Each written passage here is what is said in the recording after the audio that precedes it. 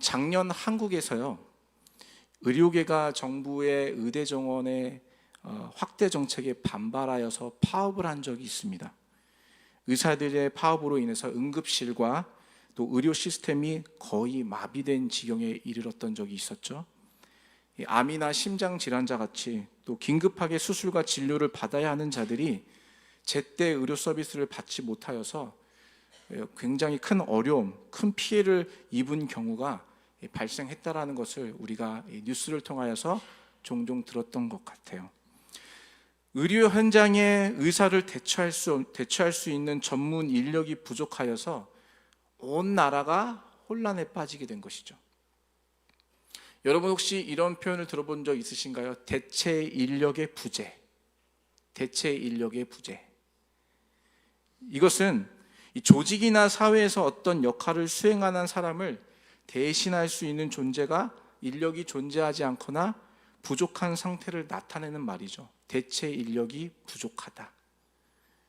이런 대체 인력이 부족한 이 상황들은 그냥 국가적으로만 있는 상황이 아닙니다. 사실은 이런 현상들은 개인 비즈니스를 운영하는 현장에서는 더욱더 뚜렷하게 나타나는 법이죠. 혼자서 카페를 운영하는 한 청년 사장이 있었습니다. 재료 준비부터 손님 응대, 매장을 관리하는 것까지 모든 업무를 혼자서 맡아 하고 있었어요. 작게 시작한 사업이라서 사람을 고용하거나 아르바이트생, 파트타임 잡을 하는 사람들을 고용해서 할 수 있는 형편이 될 수가 없었어요. 그래서 어쩔 수 없이 혼자서 그 일을 감당하고 있었던 것이죠. 그런데 이 청년이 급성 맹장에 걸린 것이에요. 2주 동안 병원에 입원할 수밖에 없는 상황에 놓이게 된 것입니다. 카페를 혼자서 도맡아 운영하다가 보니 이 청년 사장을 대체할 수 있는 사람이 없었던 것이에요. 결국 이 청년 사장이 입원하고 있는 2주 동안 이 카페는 문을 닫아야 할 수밖에 없었다고 합니다. 여러분, 이와 같이 대체할 사람이 없으므로 우리의 일상이 영향을 받거나 크게 흔들리는 경우를 우리는 종종 쉽게 우리 주변에서 찾아볼 수 있다라는 것이에요. 이런 현상은요, 교회도 예외가 아닙니다. 요즘 50명 이하의 작은 교회들이 문을 닫는 경우가 심심치 않게 들려옵니다. 이런 현상은 팬데믹 이후에 더욱더 가속화되고 있는데요, 담임 목사님의 정년이 다가오면서 후임 담임 목사님을 청빙하지 못하는 어려움들을 교회들이 겪고 있어요. 후임 목사님을 모시지 못해서 그 교회 자체가 문을 닫는 경우들이 있다라는 거예요. 선교지는 어떻습니까, 여러분? 20년, 30년 선교지에서 활발하게 선교 활동을 하시던 선교사님이 이제 은퇴하실 나이가 돼요. 그러면 누군가가 그 사역을 이어서 그 사역이 계속 진행될 수 있도록 해야 되는데, 안타까운 것은 그 사역을 대신할 사람을 찾기가 어렵다라는 것이에요. 대체 인력을 찾을 수 없는 현실에 놓여 있는 것이죠. 결국 20년, 30년 동안 해왔던 그 사역이 이 선교사님의 은퇴와 동시에 중단되는 것을 종종 듣게 되는 것입니다. 대체 인력의 부재는 이렇게 저와 여러분의 삶에 아주 가까운 곳에서 일어나고 있다는 것이에요. 그냥 한 국가의 얘기, 어떤 다른 나라 사람들의 이야기가 아니라 실제 우리의 삶에, 가장 가까운 우리의 삶의 영역에서 나타나고 있는 현실의 문제라는 것입니다. 여러분도 한번 삶의 주변을 한번 살펴보십시오. 누군가가 그 사람의 자리를 비우게 되면 그 자리를 대체할 수 있는 사람이 있나요? 만약 여러분께서 하고 계신 그 일에 부재가 생긴다면 누군가가 그 일을 대신할 수 있는 그 사람이 있으신가요? 만약 그 자리를 대신하여 맡아줄 사람이 없다면 여러분의 일상의 삶이 잘 유지될 수 있나요? 한번 생각해 보세요. 아마 대부분 대체자를 찾는 것이 쉽지만은 않을 것 같아요. 이와 같이 이러한 문제를 예방하고 해결하기 위해서 근본적인 방법은 어떤 방법들이 있을까요? 시스템을 만들어서 조직화해서 이러한 일들을 예방하는 방법? 물론 그것도 방법일 수 있겠지만 근본적으로 그 문제를 해결할 수는 없는 것 같습니다. 이러한 문제를 예방하고 해결하기 위한 근본적인 방법은 무엇일까요? 그것은 바로 사람을 세우는 것이에요. 누군가의 부재 시에 그 일을 대신할 사람, 그 사람이 있다면 이 문제들은 충분히 해결할 수 있는 것이죠. 그래서 사람을 세우는 것이 매우 중요한 것이에요. 사실 여러분, 오늘 이 강단의 자리가 원래 제 자리가 아니죠. 담임 목사님의 강단의 자리인데요. 설교자에 대해서 대체자라고 표현하는 것은 좀 맞지 않지만 사실 제 자리는 이 자리가 아닙니다. 담임 목사님의 부재, 그 부재 때문에 제가 이 자리에 있는 것이죠. 제 자리는 어딘가요? 제 자리는 유스그룹 아이들과 말씀을 나누는 그 자리가 제 자리예요. 근데 제가 오늘 이 담임 목사님의 부재로 여기 와 있잖아요. 그러면 누군가가 유스그룹의 말씀을 전하는 자리에 대체하고 있는 사람이 있어야 된다는 것이죠. 누가 하고 있을까요? 우리 교회 간사님이 그 일을 감당하고 계시는 거예요. 제가 오늘 말씀의 자리를 섬김으로 인해서 찬양하는 자리를 제가 감당할 수 없게 되었어요. 누군가가 그 자리를 대신해 줘야 돼요. 누가 대신했습니까? 우리 찬양팀에서 그 자리를 대신하고 있는 것이에요. 만약 그 대체자가 없다면 제가 이렇게 말씀 사역을 할 수가 있겠습니까? 만약 대체자가 없다면 우리 담임 목사님께서 한국에 이렇게 마음 편히 사역하러 가실 수가 있겠습니까? 없다라는 것이죠. 예수님은 이미 이러한 상황에 대해서 이미 다 잘 알고 계셨던 것 같아요. 그래서 예수님은 당신의 공생의 사역에서 가장 중요한 것을 사람을 세우는 그 일에 목표를 삼고 나아가셨다라는 것입니다. 예수님께서 공생의 사역을 시작하시면서 가장 먼저 하신 것이 무엇입니까, 여러분? 그것은 바로 사람을 부르신 것이에요. 왜 사람들을 부르셨을까요? 자기를 따를 추종자들을 만들어서 자기 세력을 넓히기 위해서 사람을 부르신 것인가요? 자신과 뜻이 맞는 사람, 그 사람들을 모아서 이익 집단으로 만들어서 정치적으로 큰 힘을 발휘하기 위해서 예수님 그래서 당신께서 원하시는 그것을 얻기 위해서 지금 사람들을 모으고 계시는 걸까요? 만약 예수님께서 이러한 이유로 사람들을 모으셨다면 12명만 부르지 말으셔야죠. 더 많은 사람들을 부르셨어야죠. 이러한 이유로 예수님께서 사람들을 부르셨다면 12명이 아니라 그 이상의 많은 사람들을 모아야 했을 것이에요. 12명 가지고 무슨 자기 세력을 넓힐 수가 있겠습니까, 여러분? 12명 가지고 무슨 정치적인 힘을 얻을 수가 있겠습니까, 여러분? 이것만 봐도 예수님께서 사람을 부르신 이유가 자기 세력을 넓히기 위해서, 자기의 어떤 정치적인 입지를 넓히기 위해서 부르신 것이 아니라는 것이 확실하다는 것이에요. 그러면 왜 예수님께서는 사람들을 부르시고 계신 걸까요? 그 이유는 분명합니다. 자신이 아버지께로 돌아가신 후에 자신을 대처하여서, 즉 예수님의 부재에도 예수님을 대신하여 복음을 전할 그 사람들을 세우기 위해서 지금 예수님들은 사람들을 부르고 계신 거예요. 우리는 이들을 제자라고 부릅니다. 제자. 예수님께서 행하신 수많은 사역이 있습니다. 그러나 그 모든 사역은 예수님의 그 제자들을 훈련시키는 사역으로 모아지게 되는 것이에요. 예수님의 모든 사역의 핵심은 당신의 제자를 세우는 것에 그 핵심이 있다라는 것이에요. 물론 이 제자들이 처음부터 예수님의 이 깊은 뜻을 다 알고 따랐던 것은 아니에요. 자신들이 어떠한 일을 하게 될지를 다 이해하고 처음부터 다 이해하고 따랐던 것은 아니라는 것이에요. 그렇게 따랐던 제자는 한 명도 없었어요. 그러나 분명한 사실 한 가지는 예수 그리스도께서는 처음부터 그들을 부르실 때에 자신을 대신하여 복음을 전파할 사람들로 세우기 위해서 그들을 부르고 초청하셨다라는 것은 분명하다라는 것이에요. 이 목적을 이루시기 위해서 그들을 제자로 부르셨고 그들을 훈련시키시고 그들과 함께 3년이라는 시간을 그들과 동거동락하면서 함께 보내셨다라는 것입니다.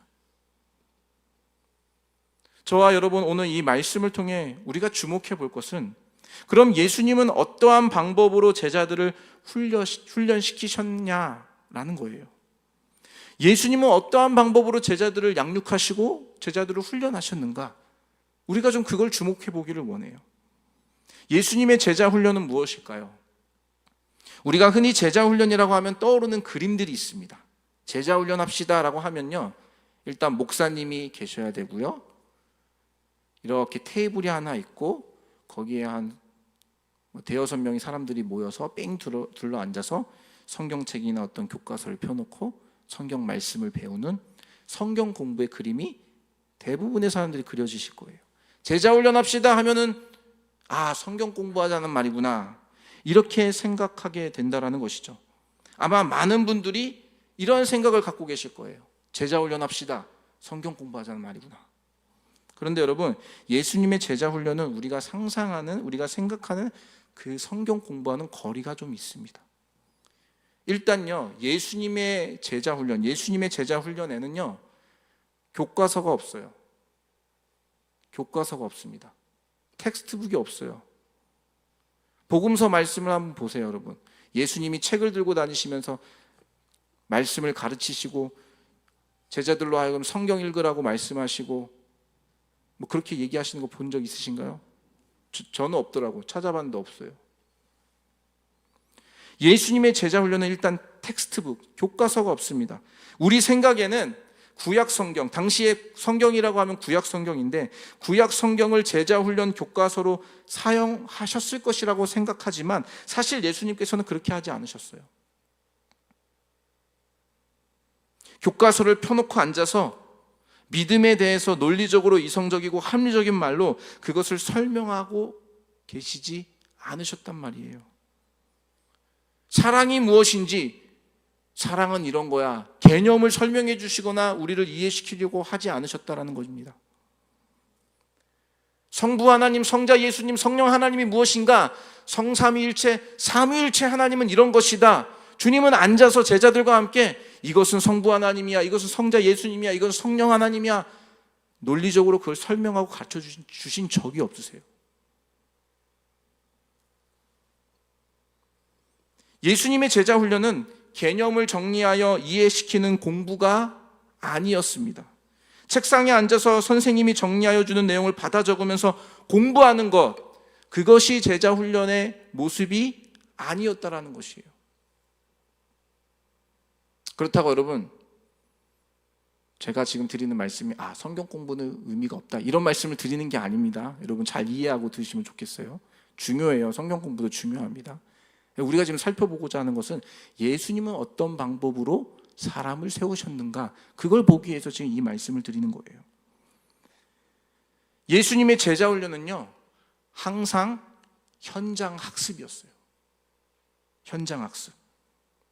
개념을 설명하기 전에 예수님은 실제 삶에서 제자들이 보고 듣고 느끼게 하셨어요.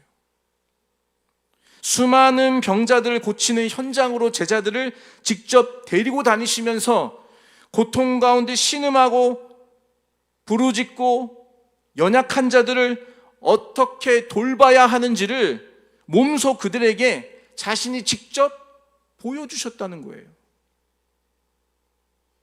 골방에 들어가 앉아서 책상에 앉아서 성경 공부하면서 이게 제자다, 이렇게 하면 제자가 되는 거다, 이런 논리를 가르치신 것이 아니라 삶의 현장에 나아가셔서 가난하고 연약한 자들, 주님의 도움이 필요한 자들, 그들을 찾아가시면서 어떻게 그들을 섬겨야 하는지를 직접 몸으로 보여주시면서 교육을 하셨다는 거예요. 그래서 현장학습이에요. 사랑이 무엇인지를 가르치실 때 사랑은 오래 참고 사랑은 온유하며 시기하지 않으며 교만하지 않으며 이것이 사랑이다, 이렇게 앉아서 탁상공론하지 않으셨습니다. 사랑을 가르치실 때에 자신을 팔 것을 다 알면서도 그 가룟 유다에게도 사랑의 표현인 자신의 떡을 떼어주시는 그 모습을 보여주시면서 원수까지 사랑하는 것을 몸소 실천으로 보여주셨다는 거예요. 섬김은 어떻습니까, 여러분? 섬기라고 말씀하시기 전에 예수님은 친히 제자들의 발을 하나씩 하나씩 닦아주시면서 섬김의 본을 몸으로 보여주셨다는 거예요. 다시 말해 예수님의 제자 훈련의 방법은 자신의 삶으로 보여주시는 것이었어요. 사랑은 이렇다, 믿음은 이렇다, 섬김은 이렇다, 용서는 이렇게 하는 거다, 이런 표현을 말씀하시지 않고 직접 사랑을 보여주셨고요, 섬김으로 본을 보여주셨고요, 원수 같은 그 가룟 유다를 끝까지 사랑하시면서 사랑이 무엇인지 보고 듣고 깨닫게 해주셨다라는 것이에요. 다시 말해서 예수님의 제자 훈련의 방법은 자신의 삶으로 보여주시는 것이었습니다. 그래서 그 흔한 교과서도 교육 과정도 수업 계획도 없었던 것이에요. 그래서 예수님은 제자들에게 숙제를 내주신 적도 없어요. 자, 오늘은 여기까지 공부했으니까 내일은 여기까지 숙제를 해와라, 숙제를 내주신 적도 없습니다. 구약 성경을 일독하고 와라, 기도는 이만큼 해라, 그러한 숙제를 주신 적이 없다라는 거예요. 예수님께서 제자들에게 요구하신 것, 너가 이만큼 신학 공부를 해야지 나를 따를 수 있다, 너가 성경을 이만큼 읽어야지 나를 따를 수 있다, 너가 이만큼 헌신해야 나를 따를 수 있다, 주님은 그런 조건과 요구를 한 적이 없으세요. 그러나 다 한 가지만 요구하셨습니다. 주님께서 제자들에게 요구하신 그 한 가지는 무엇입니까? 바로 예수님을 따라 그분과 함께 하는 것, 그것 하나만 요구하셨어요. 제자들이 해야 할 것은요, 그냥 그 한 가지였습니다. 예수님이 어디로 가시든지 무엇을 하시든지 그냥 그분 곁에서 함께 하는 것, 그거 한 가지였다라는 것이에요. 이것이 바로 예수님의 제자 훈련의 핵심입니다. 바로 예수님과 함께 하는 것. 이 예수님의 교육의 원리, 이 제자 훈련의 원리는 오늘날에도 적용되는 가장 강력한 교육 방법입니다. 가장 강력한 교육 방법. 이 예수님의 교육의 원리가 우리의 삶에 가장 강력한 방법으로 쓰임받고 있다는 것은요, 여러분, 아이들을 키우면서도 우리가 쉽게 경험하게 되는 것 같아요. 아이들은요, 가르치지 않아도 배우는 것이 있습니다. 우리 어제 제1선교회가 이 어버이 주일을 준비하면서 이제 꽃사지를 준비하려고 오후에 왔어요, 교회. 근데 우리 재원이 있잖아요. 우리 김하영 간사님 아들 재원이도 같이 엄마를 따라서 왔어요. 근데 이 재원이가 물티슈를 하나 들더니 계속 자동차를 닦아요. 그 자동차 장난감 계속 닦더라고요. 엄마가 시켜서 닦는 걸까요? 제가 시켰겠습니까, 여러분? 시키지 않았어요. 근데 막 닦아요. 왜 그런가 봤더니 엄마가 청소하는 모습을 보고 배운 거예요. 아, 청소는 이렇게 하는 거야. 물티슈를 들어봐. 자, 짝짝 펴가지고 잘 접어서 이렇게 깨끗이 닦는 거야. 가르쳐 준 적이 있겠습니까? 없어요, 여러분. 가르쳐 주지 않았는데 배운 거예요. 무엇입니까? 보고 배운 것이죠. 우리 교회 금요 예배 찬양팀, 그레이스 찬양팀, 우리 금요일마다 이 예배를 인도하고 찬양으로 섬기고 있는데요. 우리 찬양팀에 객원 멤버가 있습니다. 예배에 참여하신 분들은 아실 거예요. 여기 항상 이 자리에 서서 같이 찬양하는 객원 멤버가 있는데, 우리 이솔 집사님, 김시현 집사님 딸내미 봄이죠. 봄이는 자기 개인 마이크도 있어요. 예. 근데 여러분, 그 아이가 요 앞에서 찬양을 할 때 보시면요, 자세히 보시면요, 이 찬양할 때 박수를 치는데요, 박수를 어떻게 치냐면 이렇게 안 쳐요. 어떻게 칩니까? 보신 분은 아시겠지만 이렇게 쳐요. 왜 이렇게 칠까요?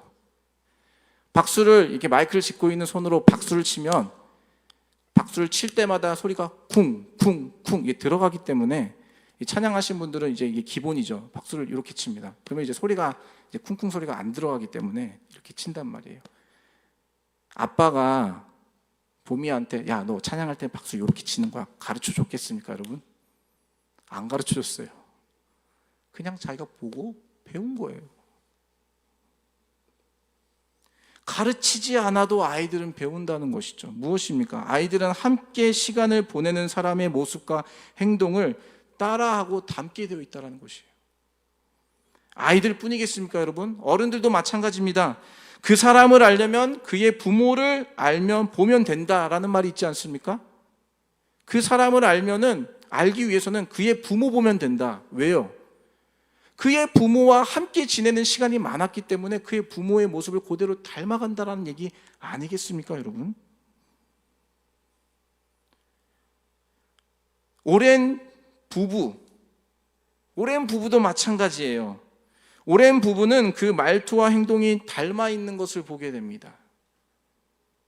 저도 요즘은 아니지만 가끔 들어요. 목사님, 사모님 너무 닮은 것 같아요. 그것 가지고 저희 부부는 항상 조금 갑을 논박이 있어요. 내가 더 손해다, 당신이 더 손해다, 이런 걸로 얘기는 있지만, 여러분, 함께 지내는 부부는요, 말투와 행동이나 생각하는 것까지 닮아 있어요. 심지어는요, 어떨 때 보면 외모도 닮은 것 같아요. 외모도 닮아 보여요. 함께하는 시간이 많아지면 그 삶의 모습이 닮아간다라는 것이죠.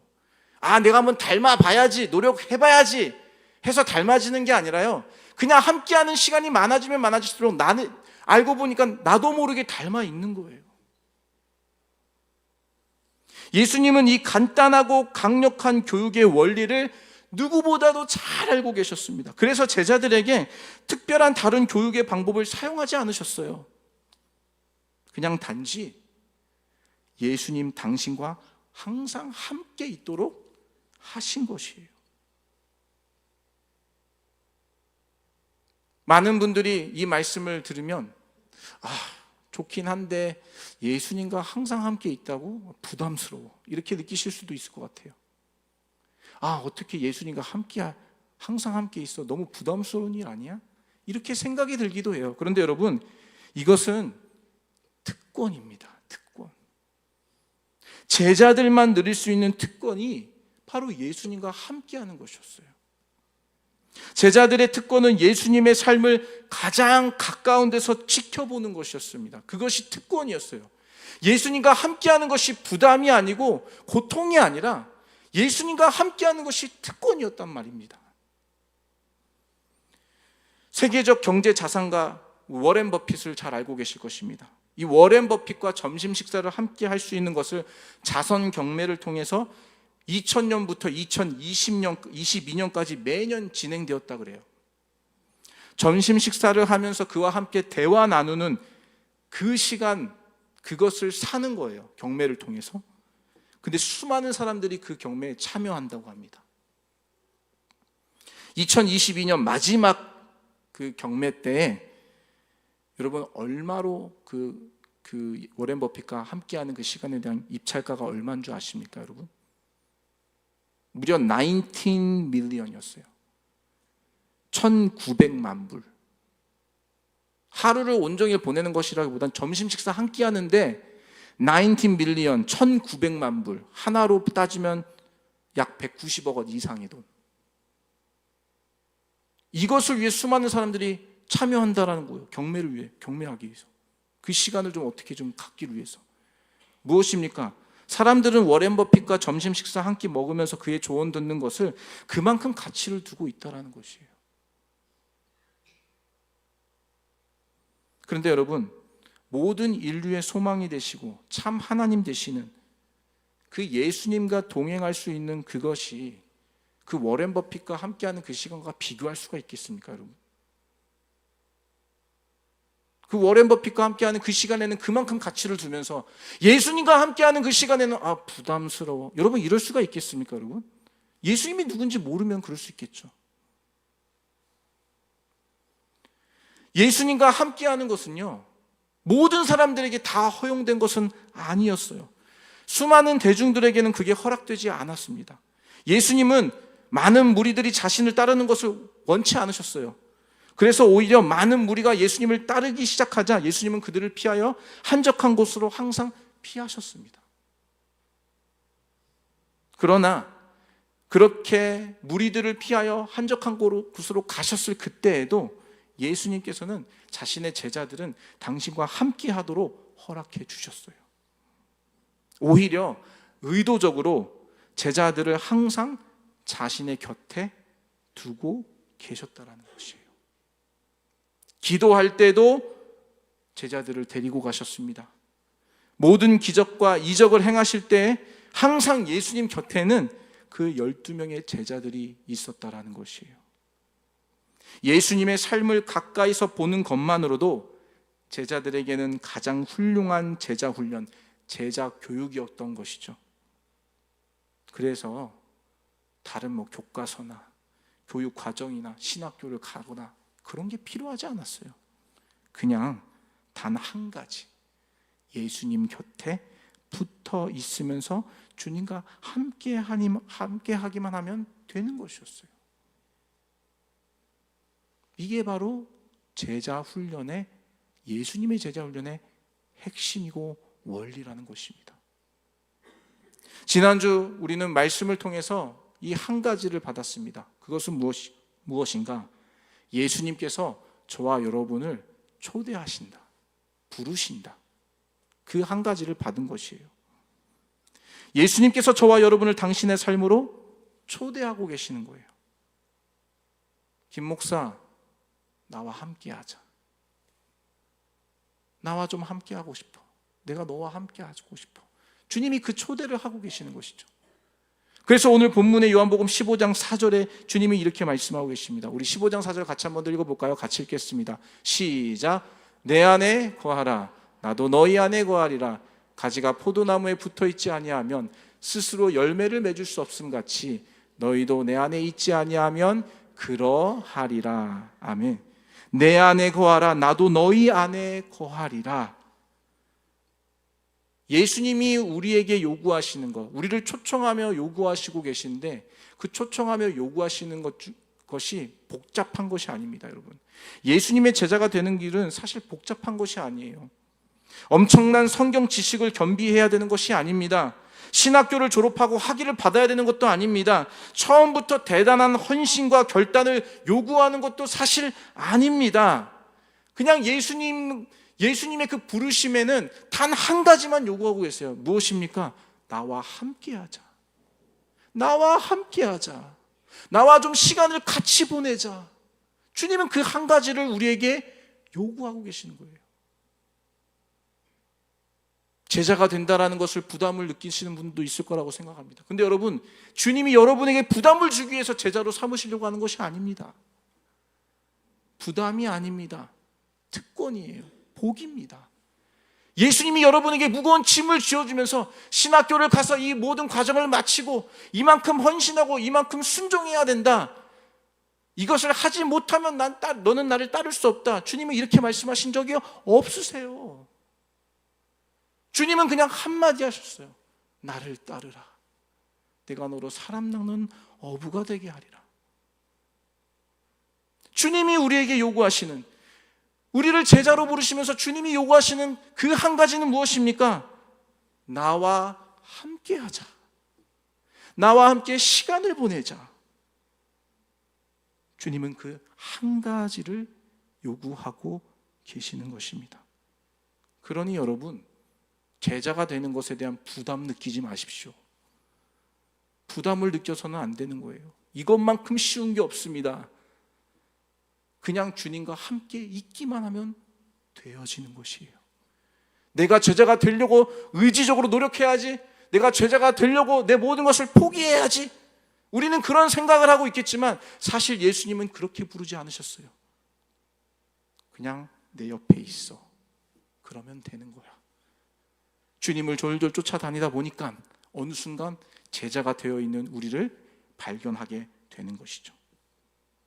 우리가 예수님과 함께 보내는 시간이 많아지면 많아질수록 나도 모르게 예수님을 닮게 되는 것입니다. 주님과 함께 시간을 보내는 그것이 바로 예수 그리스도를 닮는 제자로 세워지는 걸음이라는 것입니다. 어떻게 하면 예수님과 함께 시간을 보낼 수 있을까? 이 말씀을 준비하면서 제가 생각을 좀 해봤어요. 무슨 의미일까? 예수님과 함께 한다라는 것이 어떤 의미일까 생각을 해봤어요. 그랬더니 이러한 생각들이 제 안에 떠오르더라고요. 예전에 미국 크리스천리에서 한 가지 무브먼트가 있었습니다. WWJD 들어보셨을까요, 여러분? What would Jesus do? 예수님이라면 어떻게 하셨을까? 이런 무브먼트였어요. 이런 질문을 스스로에게 던지는 것이었어요. 내게 주어진 삶의 자리에서 예수님이라면 지금 어떻게 하셨을까? What would Jesus do? 여러분의 삶의 자리에서, 여러분의 삶의 현장에서, 이러한 상황에서 어떠한 문제를 만나고 어떠한 상황을 만났을 때 이때 예수님이라면 어떻게 하셨을까? 그 질문을 스스로에게 던지며 주님의 마음과 주님의 뜻을 헤아리면서 살아가는 것, 그것이 바로 주님과 함께 동행하는 시간의 한 예가 될 수 있다는 것이죠. 주님의 마음을 헤아리며 살아간다면 그것이 바로 예수님과 함께하는 삶, 동행하는 삶인 줄로 믿습니다. 우리가 잘 알고 있는 다윗, 그는 시편에서 이렇게 주님께 고백을 하고 있어요. 시편 84편 10절의 말씀 우리 한번 같이 읽어볼까요? 같이 한번 읽어보겠습니다. 시작. 주의 궁정에서의 한날이 다른 곳에서의 첫날보다 나은즉 악인의 장막에 사는 것보다 내 하나님의 성전 문지기로 있는 것이 좋사오니. 아멘. 다윗의 이 고백은 주님과 함께하는 그 한날이 주님과 함께하지 아니하는 첫날보다 더 소중하다, 더 가치 있다, 더 좋다, 이제 그런 고백을 하는 거 아니겠습니까? 다윗은 주님과 함께하는 삶을 가장 그 삶의 큰 가치로 두었던 것이에요. 그래서 하나님께서 다윗을 향하여서 너는 내 마음에 합한 자다, 이러한 표현을 사용하신 것 같아요. 다윗은 무엇보다도 주님과 함께하는 그 시간을 사모했던 사람이라는 것이죠. 비록 하루를 산다 하여도 내 사랑하는 주님과 함께하는 그것을 더 기쁘게 여겼던 것이 바로 다윗인 것입니다. 찬송가 438장, 우리가 즐겨 부르는 찬송이죠. 내 영혼이 은총 입어. 이 찬양의 가사 3절을 보시면 이렇게 고백하고 있습니다. 높은 산이 거친 들이 초막이나 궁궐이나 내 주 예수 모신 곳이 그 어디나 하늘나라. 할렐루야 찬양하세 내 모든 죄 사함 받고 주 예수와 동행하니 그 어디나 하늘나라. 높고 험한 산이 있든 거친 광야가 있든 궁궐과 같은 화려한 곳에 있든지 그것과 상관없이 예수 그리스도 주님과 함께하는 그곳이 바로 하늘나라다. 이러한 고백 아니겠습니까, 여러분? 주 예수와 함께하는 그곳이 하늘나라이며 가장 행복한 은혜의 자리인 줄을 믿습니다. 가지는요, 포도나무에 붙어 있어야 열매를 맺을 수 있는 거예요. 포도나무에 붙어 있지 않는 가지가 열매를 맺는 것은 세상 이치에도 맞지 않습니다. 하나님의 창조 질서에도 맞지 않아요. 그런 일은 일어날 수가 없습니다. 마찬가지로 우리는 예수 그리스도께 붙어 있을 때에 비로소 풍성한 열매를 맺을 수가 있는 것이에요. 누구와 시간을 함께 보내는지에 따라 우리의 인생이 달라지게 되는 것이죠. 예수 그리스도, 그분과 함께하는 시간이 많아지면 많아질수록 우리는 참된 제자로 살아갈 수 있게 되는 것입니다. 우리의 노력이나 의지가 강하게 들어간다고요? 아닙니다. 그냥 주님 곁에 붙어 있기만 하면 나도 모르게 어느 순간 열매를 맺고 있는 그 모습을 보게 되는 것이죠. 주님께서는 오늘도 당신의 사랑하는 제자들을 통해 당신의 기적의 역사를 이루어 가십니다. 그리고 그 주님께서 저와 여러분을 제자로 부르고 계시는 거예요. 저와 여러분을 당신의 삶으로 초청하고 계시는 것입니다. 김 목사, 나와 좀 함께하자. 나와 좀 같이 시간을 좀 보내자. 내가 너와 교제하고 싶어. 주님께서 지금 저와 여러분을 그렇게 부르고 계시는 거예요. 목회자로 부름받은, 사역자로 부름받은 사람들에게 그 부르심이 있는 것이 아니라 우리 모두에게 주님은 그 초청으로 우리를 초대하고 계시는 것입니다. 저와 여러분, 이제 여러분이 저와 여러분이 주님께 반응할 때예요. 어떻게 반응하시겠습니까? 우리를 부르시는, 우리와 함께 있자 말씀하시는 그 주님의 부르심에 여러분 어떻게 대답하시겠습니까? 간절히 바라기로는 예 주님, 제가 주님과 함께 있겠습니다. 주님이 어디로 가시든지 제가 주님과 함께 하길 원합니다. 이러한 고백을 주님께 올려드리시면서 예수 그리스도 안에 거하며 그분과 동행함으로 참된 제자의 풍성한 열매를 누리시는 저와 여러분의 삶이 되시기를 예수 그리스도의 이름으로 축원합니다.